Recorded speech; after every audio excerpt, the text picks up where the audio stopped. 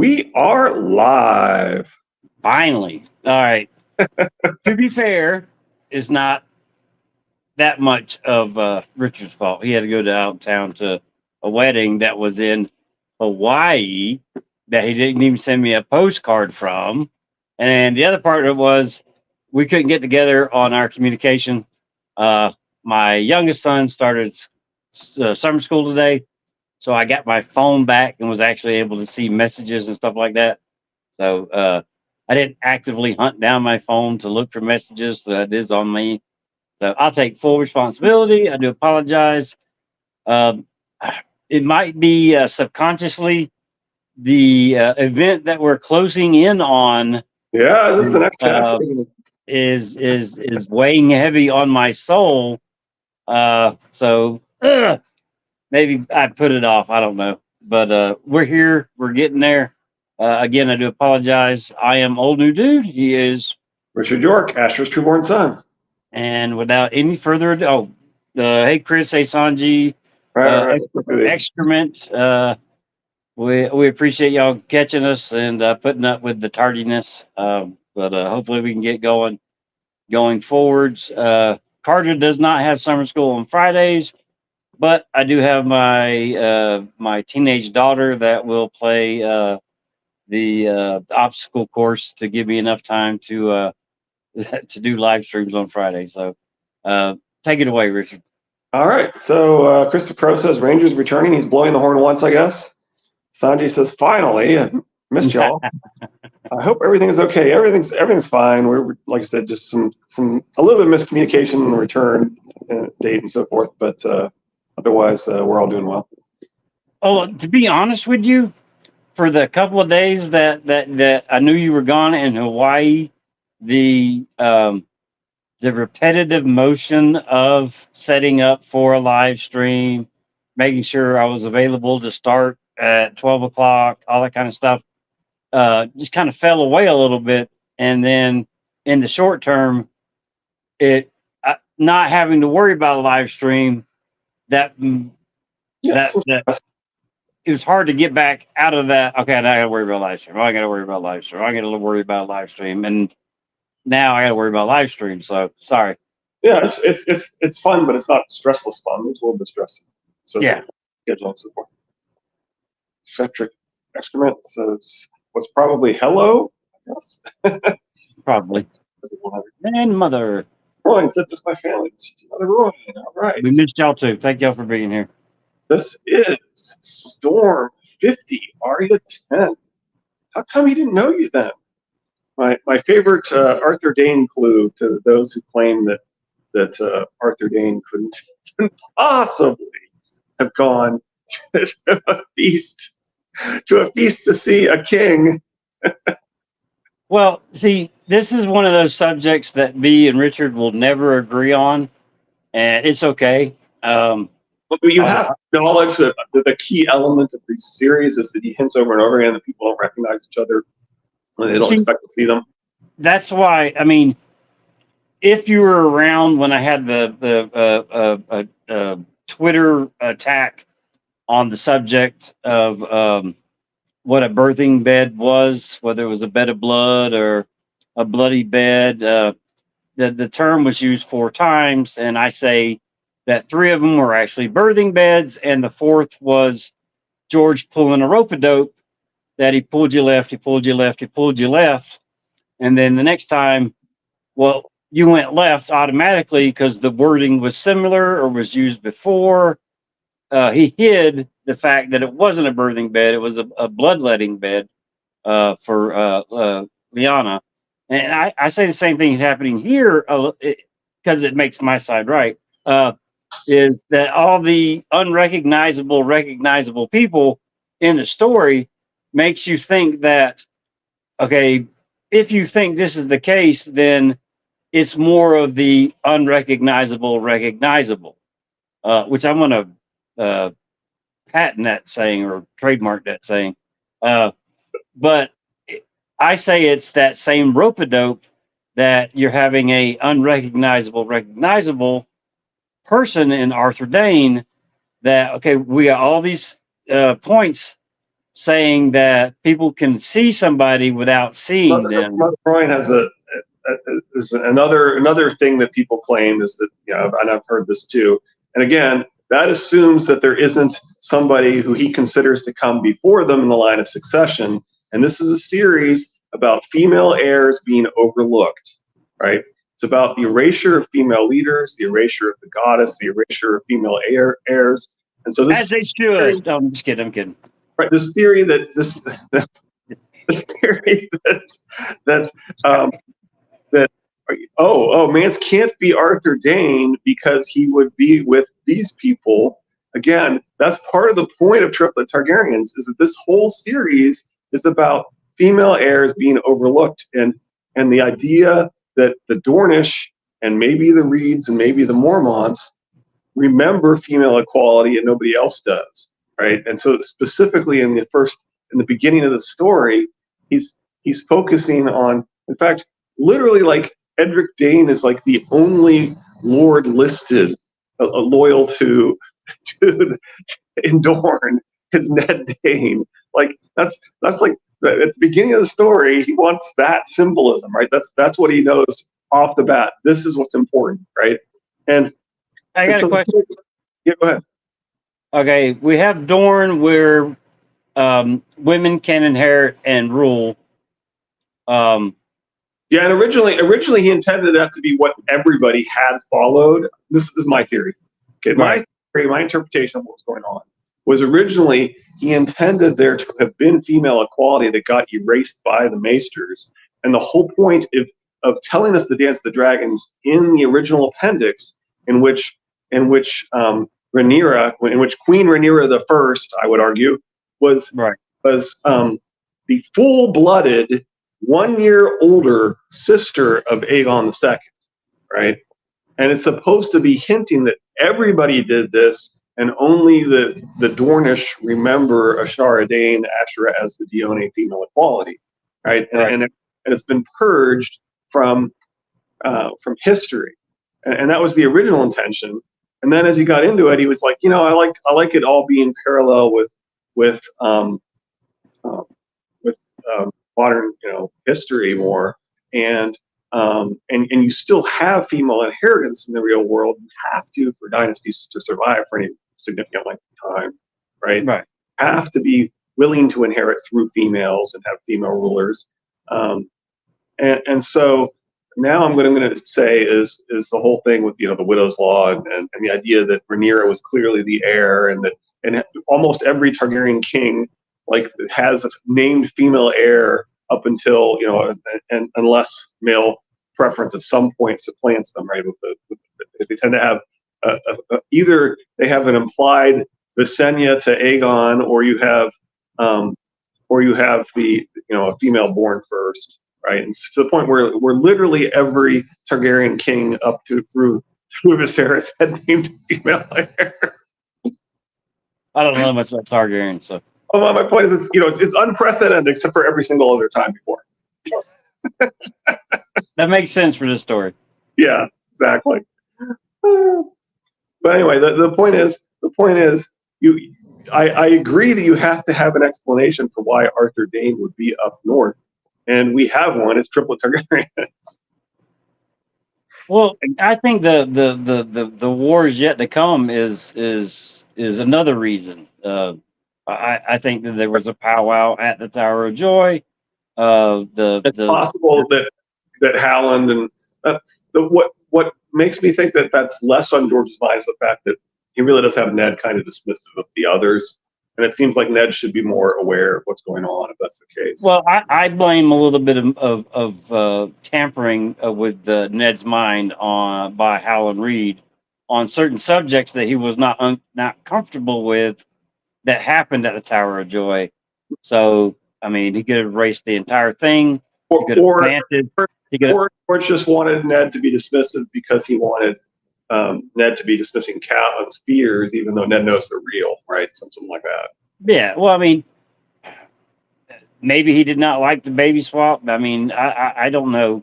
I don't know what was said. I just think something was said. I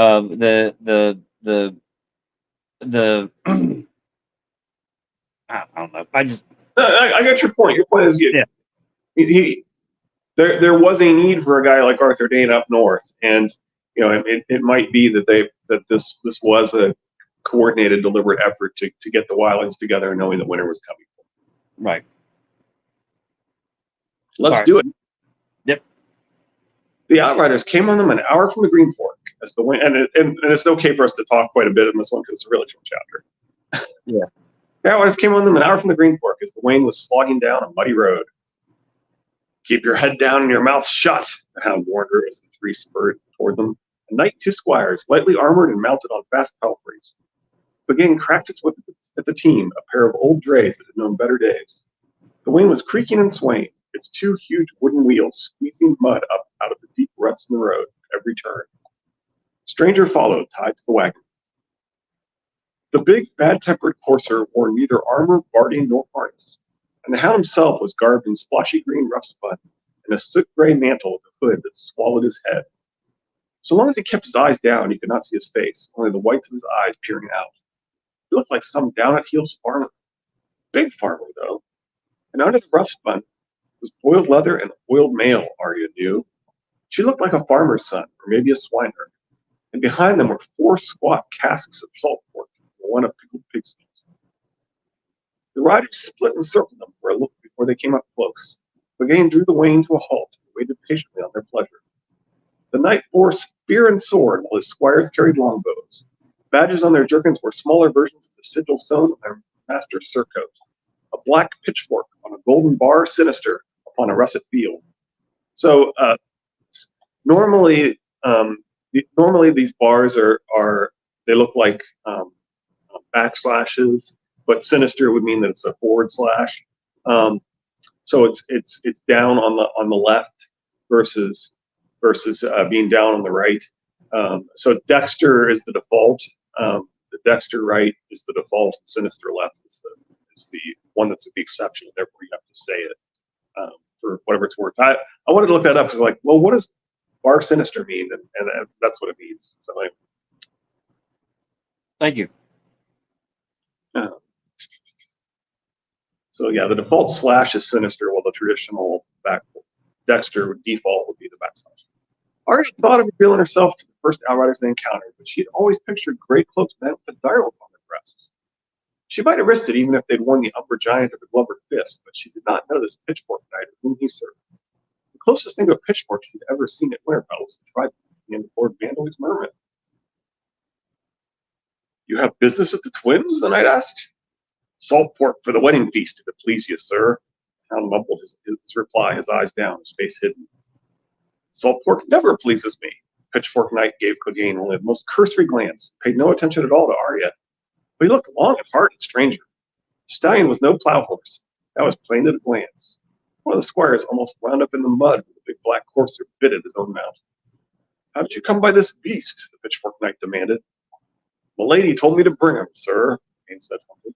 He's a wedding gift for young Lord Tully. What lady? Who is it you serve? Old lady went, sir. Does she think she can buy Harrenhal back with a horse? Knight asked. Gods, is there any fool like an old fool? And he waved him down the road. Go on with you then. Okay, before you start in on they did not recognize him, his head is down, right? And you can't even see his eyes. Yeah. Okay. Yeah. No one's going to recognize him. Yeah, I get that. Okay. But it's the boldness of his actions here. And if you want to focus more on Cat in the very first book, showing us that somebody who has his absolute desire to not be recognized could just boldly look somebody in the eye and study them, you can go with that, which is what I did in the video. Yeah. See, Triple Turns episode 6. No, don't do it. Don't do it. It's a trap. It's anyway. I like this. I put it's not a matter of gold or horses. Anyway, I don't know what I was thinking about this. Anyway, I, my lord. The hound snapped his whip again, and the old drays resumed their weary trek. The wheels. Oh, go on through that. I, my lord. So that'd be the hound, right? The wheels had settled deep into the mud during the halt, and it took several moments for the team to pull them free again. By then, the Outriders were riding. Clegane gave them one last look and snorted. Sir Donald High, he said. I've taken more horses off him than I can count, armor as well. Once I near killed him in a melee. How come he didn't know you then? Arya asked. And old Nugent responds, because he had his hood up. Anyway, because knights are fools, and it would have been beneath him to look twice at some poxy peasant.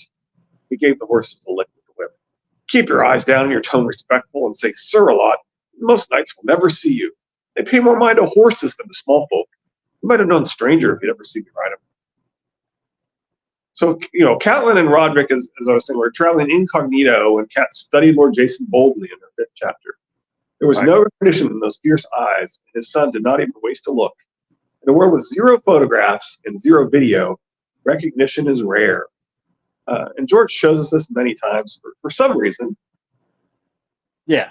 Well, I mean, Cat is pretty and all, but she doesn't have the half a face of scars that is extremely right. Yeah, Clegane is the most recognizable person in the world, and a former Kingsguard going to see the king.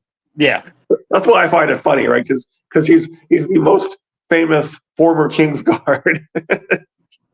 Anyway, he would have known your face, though. Arya had no doubt of that. Sandor Clegane's burns would not be easy to forget when she saw them.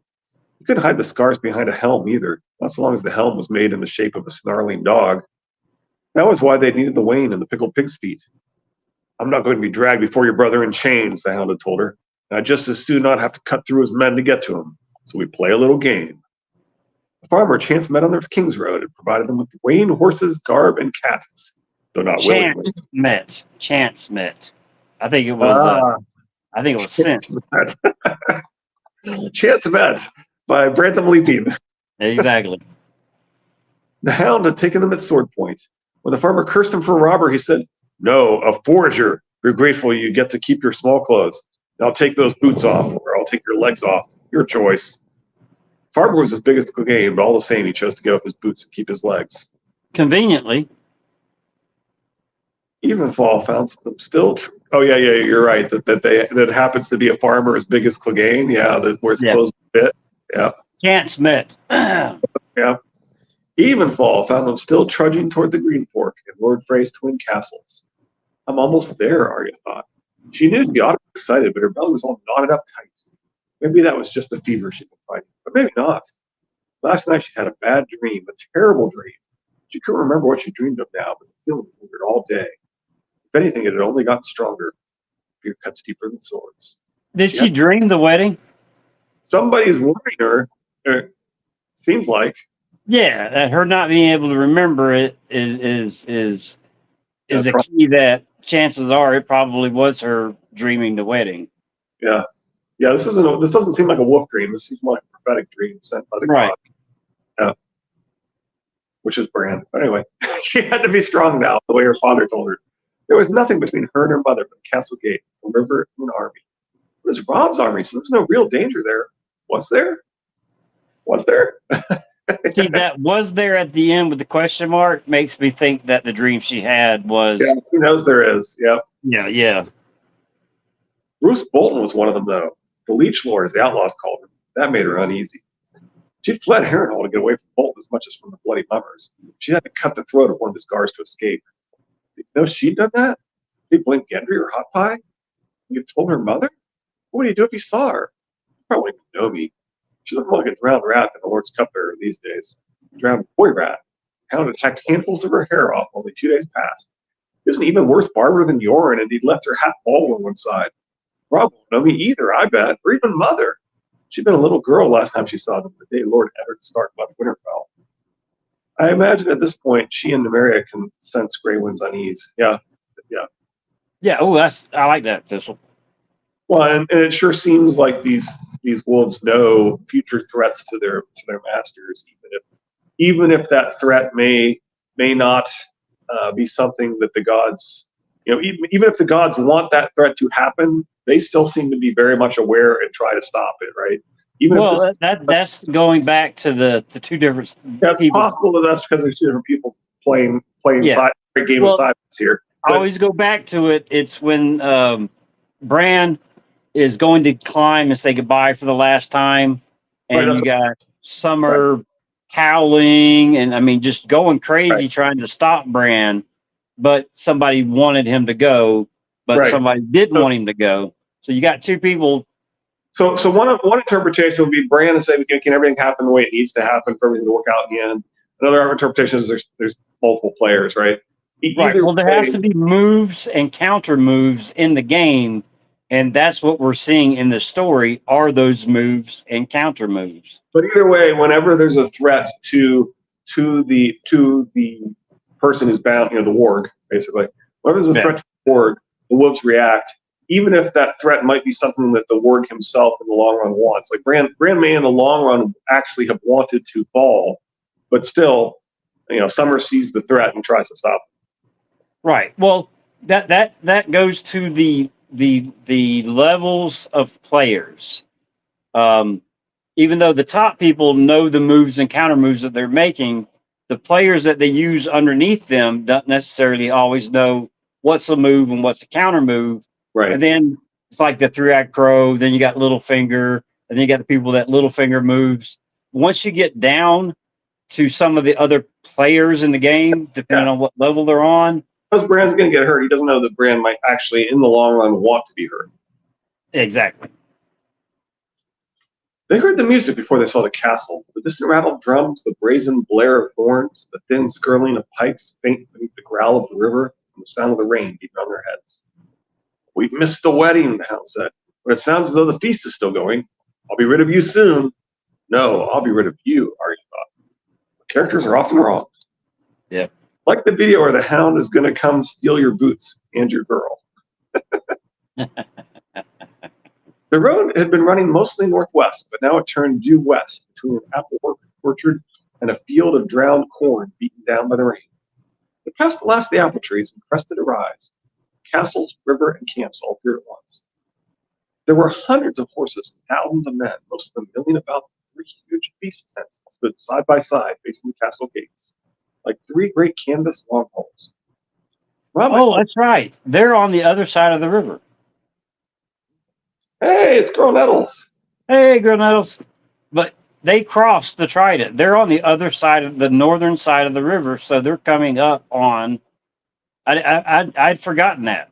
I was thinking that they were coming up on the southern side for some reason, but no, they actually crossed the Trident already. They're on the northern side of the Trident, so they come up on the northern side of the Twins, the side of the army. Okay, never mind.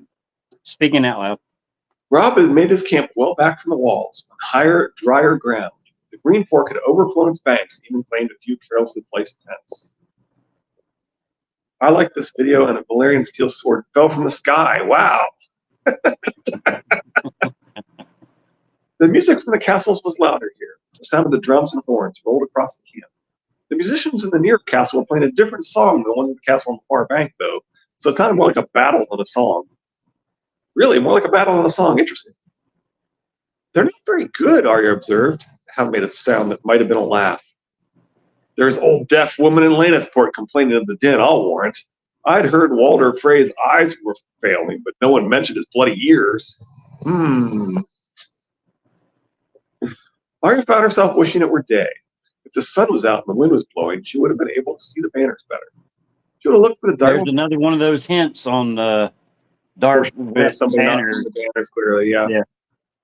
She would have looked for the direwolf of Stark, or maybe the Curwen battle axe, or the Glover fist. In the gloom of night, all the colors looked gray.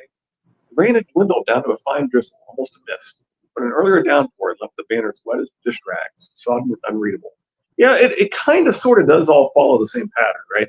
So we've talked about this pattern before, but it is a little bit of a twist here in that it's the people in the castle pretending to be on a different side and allowing the army in, but it's still basically the same pattern that we talked about over and over again, right? Which is got this something like a siege, and then it's questionable what the banners look like, and there's some question as to which side people are on, and then somebody's sometimes you got people coming, attacking with questionable banners or misleading banners, like pretending to be Renly, for example, right? Yeah. You see, you also got a for lack of a better word, a true knight in uh, the Hound and a young highborn girl coming up on this encampment with the wet and unrecognizable banners. And then don't you in the what were they saying? Arena, however her name is, Martell, to Arya. storms in. You have Arya. another Arya. highborn coming up and not recognizing the banners or something like that. Maybe I don't know. There's definitely theories as to what's going to happen with Storm's End. We've been told that it's already fallen in one of her sample chapters, and Okay. of course you've got, and we've heard John Cunnington say that they're going to take it by guile, and it's, of course, we've seen this pattern over and over again, and people think that Stannis is going to do this as well, right, with Winterfell, right? That why not? It's the same pattern, so somehow, maybe he convinces the man, he somehow has been communicating with the Manderleys, or Mander's managed to communicate with him, or the Manderleys hold back and make sure that, and turn on the phrase, that make it clear to Stannis they're turning on the phrase or something. But somehow you wind up with people that appear to be loyal to who's currently in Winterfell, coming back to Winterfell, right? And you follow the same sort of pattern, right? Because this seems to happen over and over again. Something like this. And then, as I said, we've sort of switched the pattern, flipped it on its head here, and it's the people at the castle that are letting them in, but it's still kind of similar to the pattern that we see there, right? Where somehow you convince the person to let you in, and then there's betrayal. And quite often, what you see is either the Kingsguard, the Jaime killing Ares kind of thing, right? The sworn sword turning on the leader of the siege. So Right. So, for example, to parallel that, you also had Lannister armies being ill-advised, let in into King's Landing, which started that situation. Yep. Yeah. Yep. It's like, well, which side are they on? We don't know. Some people are urging us not to trust them and so forth, and we let them in. Right. It's the same thing, right? And mistaking friends for foes and foes for friends ends up. To take a sword and swear themselves to Theon is Reek, which is Ramsay, right? Ramsay's the first person to wear his sword to Theon's service, and he's the one who betrays him after that, right? And that's part of why I've always wondered if maybe something like Jon and Dany, and not necessarily those two because so many characters were collapsed and so forth, but maybe something like Jon killing Dany is something that's going to happen, and maybe it is Jon and Dany, maybe it's somebody else, and that you shut your mouth. Maybe it's somebody else. Like I said, we don't know. I got no skin in the game, man. It's okay. There might be something following the pattern that happens at the very end of the story, and I really do think that it's quite likely that George would want to depict this idea of humanity not uniting, overcoming, and then immediately going back to squabbling. And that's the only way I can make sense of so much foreshadowing for the Eyrie. Yeah. Right. Well, I mean, on the subject of Dany killing or Jon killing Dany, I do believe there's aspects of the show that they did get from George, but him wanting 10 or 13 seasons to quell it all out and everything. Yeah, they did not give each storyline enough time to develop. They hit some highlights, and they're collapsing different stories and combining different characters. That's why I say it's not necessarily those two characters, right? And so when they say we came up with this, I think it means they assigned the roles differently than what they had been. Like their quote, "We came up with this." I think it's a plot that George gave them, but it's from characters that don't. Maybe it's from characters that aren't even here, right? It could be Tyrion killing Dany. I mean, you don't know. Anybody. Val being betrayed by Aegon. I don't know. Who knows? Right? There's limited characters that aren't here. Yeah, I agree 100%. Anyway, maybe it is like Val getting killed by Aegon. I don't know. I just made that up, but now I think about it, it could be. Yeah. Okay, I'm gonna have that stuck in my head the rest of the day. Damn you. Anyway, but my point is, I think that they assigned the roles to the people they assigned them to, but I kind of think that plot follows a pattern that George has been establishing. Yeah. Well, I'm pretty sure George wanted the story to end well. He wanted the story to have meaning from season 1 all the way to their last season, even though they didn't give them as many seasons as they wanted. So I do believe the information that he gave was honest information. Yeah. What they did with it, they kind of probably butchered it, bastardized it, flipped it Oh, on its head, and mucked it up big time. they They wanted to didn't. depict the big moments. They wanted to depict some of the major big moments, and they wanted to collapse the characters. Yeah. And so it's The possible. only thing that I think they got right is possibly hold the door. Um, That didn't need. that could be quite a bit different. Even that could be Well, I quite. mean, I'm giving them the benefit It's of the with the doubt. They didn't have to worry about it. It's already been Bran taking over Hodor all this time. but All his they name is needed was a little bit Waldor. of backstory on how Hodor became Hodor in the moment that Hodor is holding the door. I mean, we have the. The general concept is right, but even that is probably actually happening at the wall, right? His Well, name I was thinking. Oh, are you talking about the? his is Waldor. Get that straight here. His name is Waldor. Oh shit! You damn man! I I'm not got. the first person to say that. I'm not the first person to say that. That's the first person I remember saying it. People have talked about that forever. His name is Waldor. His job Oh, is to hold the now wall. is that the Black Gate or the one underneath that has the face? Yeah, it's probably going Man, to be a wall. yeah, the one under the wall. Makes more sense for him to have helped get Bran home. Maybe now Preston would argue that what makes most sense is that Mira has to carry Bran out of the sinkhole because we're told there's a sinkhole at the far exit, and so he thinks that actually Hodor does have to die there, and that Mira has to carry Bran up the sinkhole. But Yeah, but her carrying Bran wouldn't even after the dead get through the door catch her. it does seem kind of That seems kind of thin. I mean, a strong body of Hodor climbing him out. I mean, you've completely sold me on the wall now. I'm sorry. yeah. If I've heard somebody say that before, we know how my memory is. It didn't stick. Well, I'll talk about Holy shit, man! I mean, that's your mic drop for a day. anyway, let's get back to it. So we just said the rain had dwindled down to find us all to miss. But when we were downpour, left the banners wet as dish rags, sodden, and unreadable. Right? We've had the same symbolism, this exact same symbols in last chapter. A hedge of wagons and carts had been drawn up along the perimeter to make a crude wooden wall against any attack. That was where the guards stopped them. The lantern their sergeant carried shed enough light for Arya to see his cloak as a pale pink spotted with red teardrops. The men under him had the Leech Lord's badge sewn over their hearts. Flayed man of the Dreadfort. Senator Clegane gave them the same tale he used on the Outriders, but the Fulton Sergeant was a harder sort of nut than Sir Donald Hyde had been. Salt pork's no fit meal for a lord's wedding feast, he said scornfully. Got pickled pig's feet too, sir. Not for the feast, you don't. Feast half done. And I'm a Northman, not some milk-suck Southern knight. Which is the irony that of somebody telling Clegane, don't you dare call me a knight. It's hilarious. Sorry. I was told to see the steward or the cook. Castle's closed. The lordings are not to be disturbed. The sergeant considered a moment. You can unload by the feast tents there. He pointed with a mailed hand. Ale makes a man hungry, and old Frey won't miss a few pig's feet. You don't have the teeth for such anyhow. Ask for Sedgkins. He'll know what's to be done with you. He barked a command as men rolled one of the wagons aside for them to enter. Hound's whip spurred the team toward the tents. No one seemed to pay them any mind.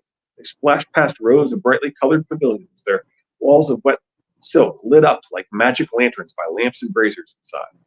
Pink and gold and green they glimmered, striped and fretty and checked, blazing with birds and beasts, chevrons and stars, wheels and weapons. Arya spotted a yellow tent with 6 acorns on its panels, 3 over 2, over 1. Lord Smallwood, she knew, remembering Acorn Hall so far away, and the lady had said she was pretty. But for every shimmering silk pavilion, there were 2 dozen of felt or canvas, opaque and dark. There were barracks tents, too, big enough to shelter 2 score foot soldiers, though even those were dwarfed by the 3 great feast tents. The drinking had been going on for hours, it seemed.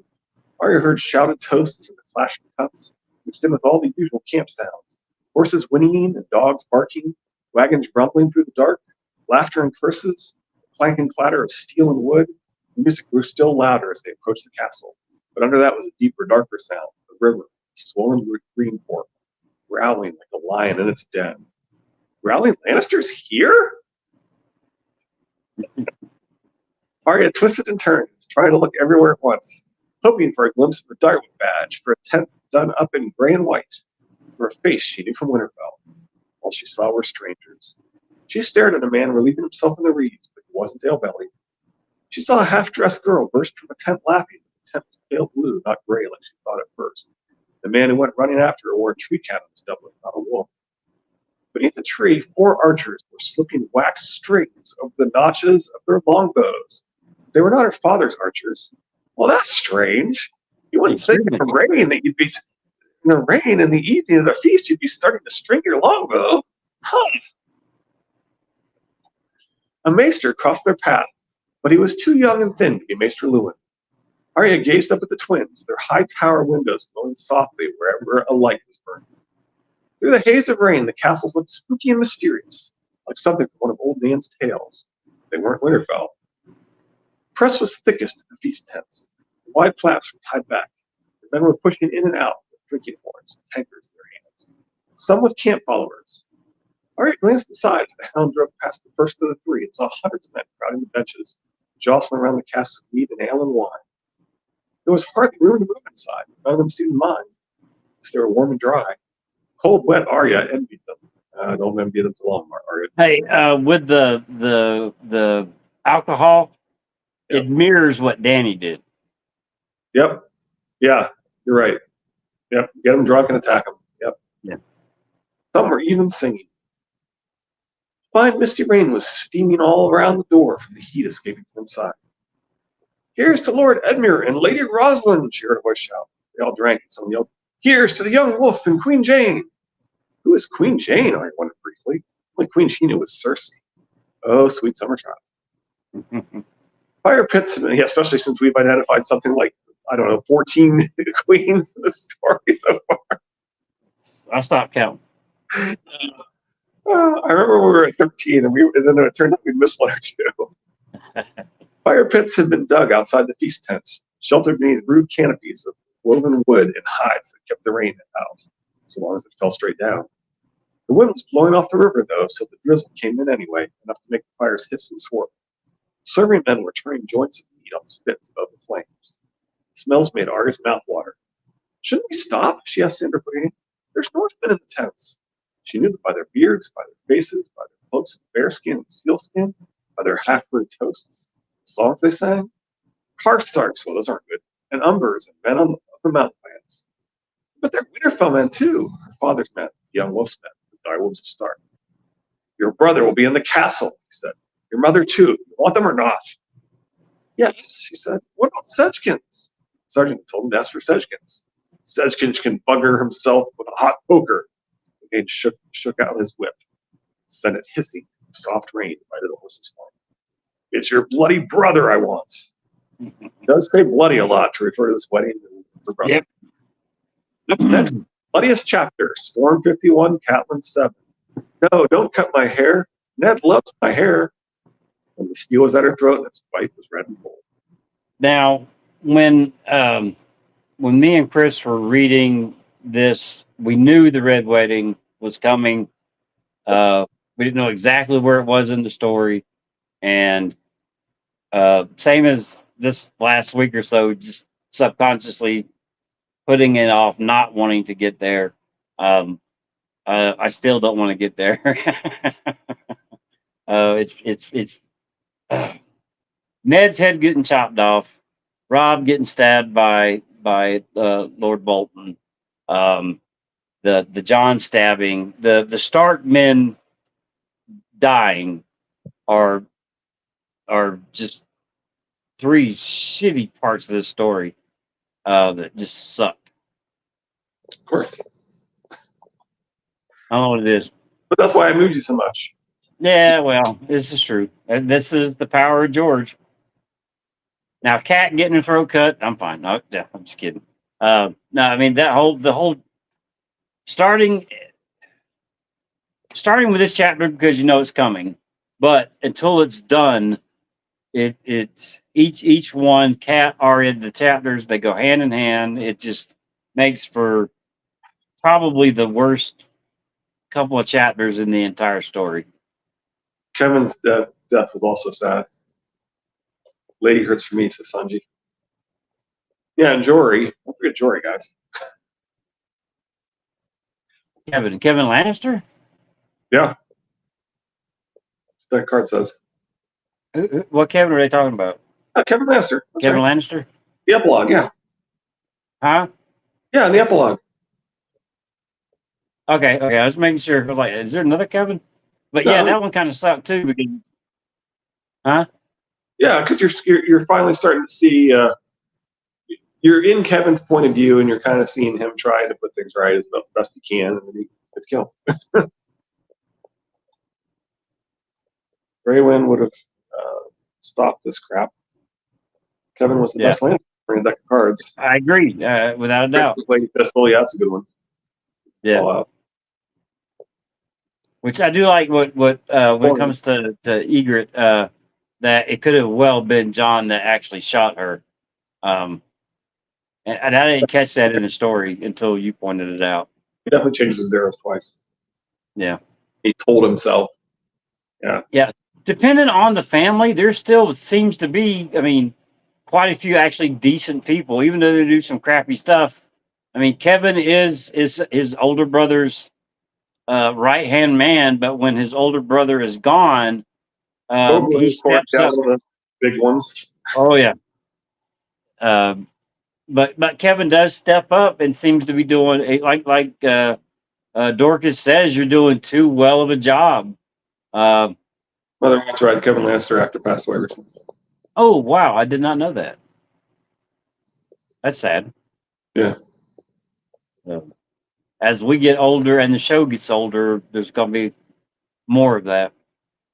Oh, I don't know if I've shouted this out or not, but The Last Voyage of the Demeter is the vampire movie. But if you're missing Davos and you don't want to have to sit through Game of Thrones, watch the movie for 3/4 of the movie, and you'll get to see Davos all over again.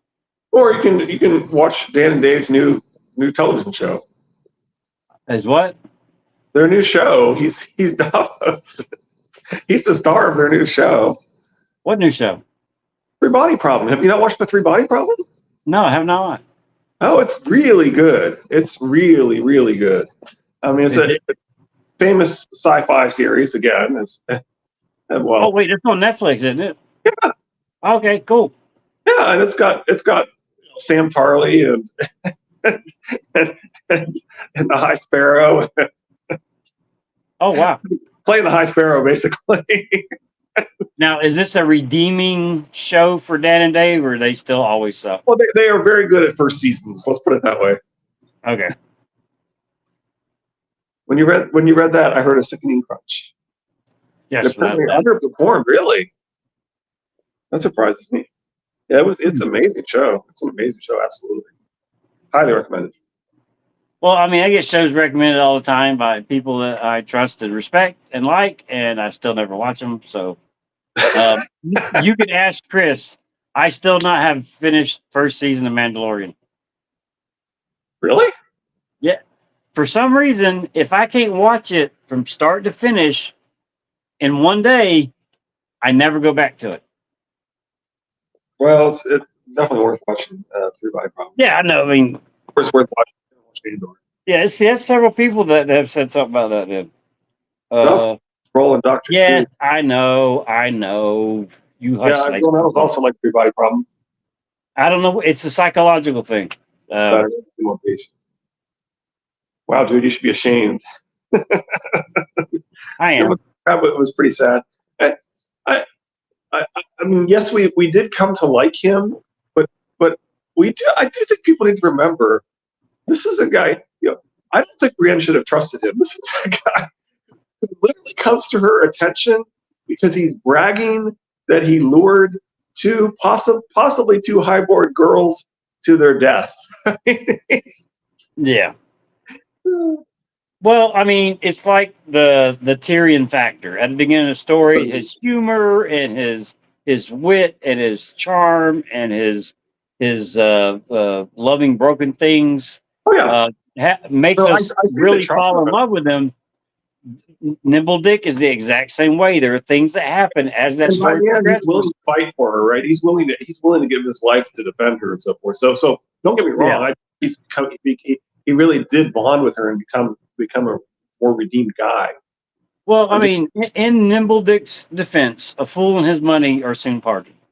Yeah. No, my point isn't that he's certainly not the worst guy in the show or anything. I mean, in the series or anything.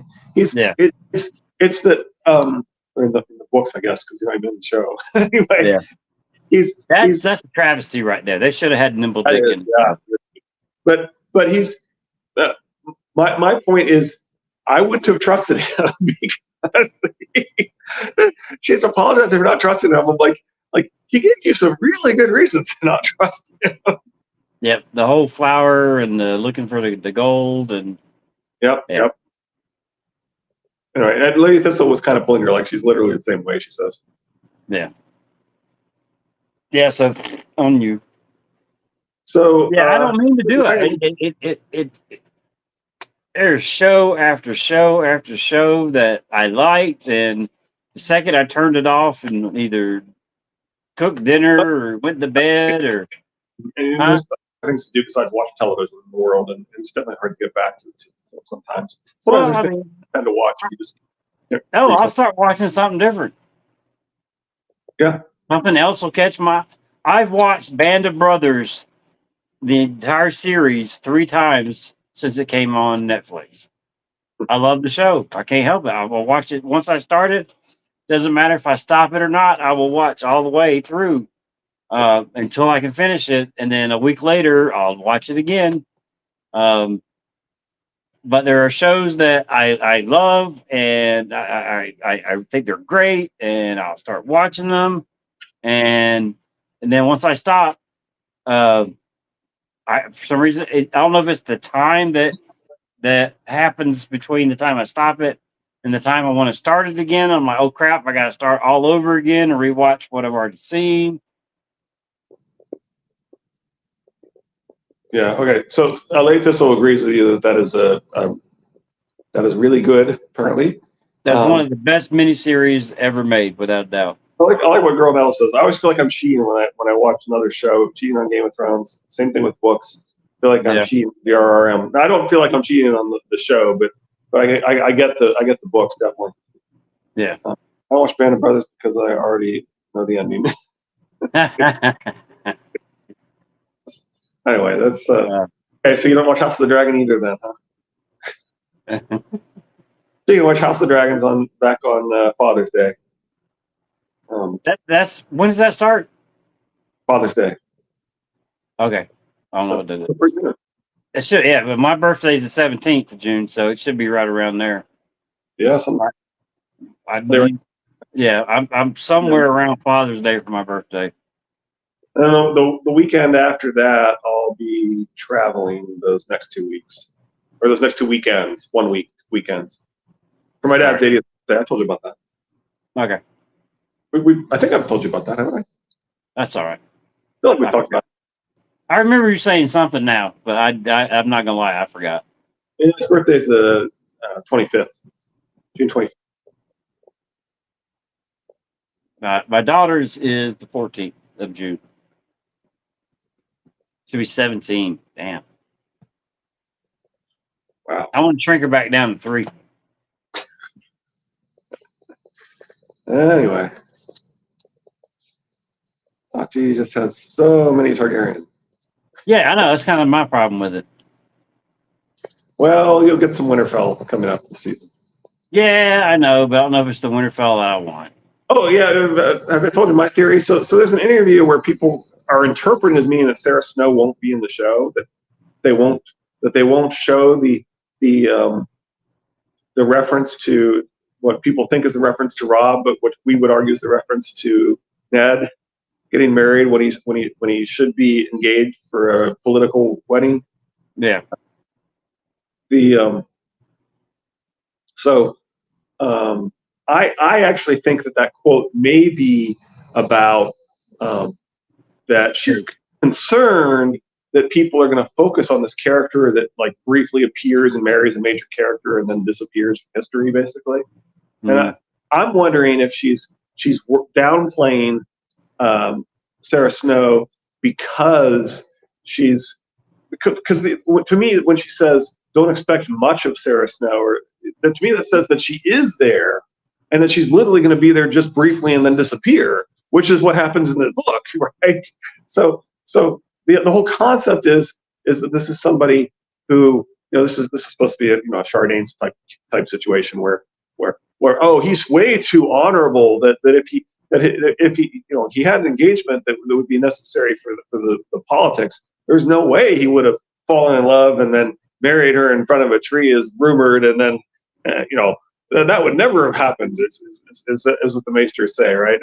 And so I can almost you can almost not see them skipping that, you know what I mean? And so the idea that people are going to be weirded out by the idea of this character literally marrying a major character and then vanishing, right? And so her downplaying Sarah Snow by saying, don't expect too much from Sarah Snow, to me, that's more of a confirmation that she's there and that she kind of vanishes, and that they don't want people to be too focused on the fact that she's marrying a major character. Yeah. Well, the whole thing with the Southerners not actually acknowledging a wedding that happens in front of a heart tree just having it for Ned alone. It feels like it's something that they wouldn't skip to me. And the fact that she mentions a character, she brings up a character and says, don't expect much from that character. To me, that says, we need to downplay this character. People need to not get too attached to this person. Because you see, if you don't know the story and you see somebody marry a major character, you're going to be thinking that person's really important to the story, and if they just disappear, it's going to seem really weird. So to me, having her say that, if anything, it makes me more think that they're going to do the marriage. Anyway, right? Targaryens who all seem to have the same personality. That's because Joe Cree. No, Jay. Jay X. Oh. Let's agree again. I would like to see Jaehaera and Alcyn and all their kids with different personalities. Yeah, that'd be good. Yeah. Anyway. All right. My back is killing me. I can't sit in this chair any longer. All right. Well, next is the Red Wedding. No. All right. We know we're going to be on Friday. Yep. Damn it. All right. My favorite part about that chapter, and it shouldn't be a favorite part. There should be no favorite parts in that chapter whatsoever. Is Great John Umber. Okay.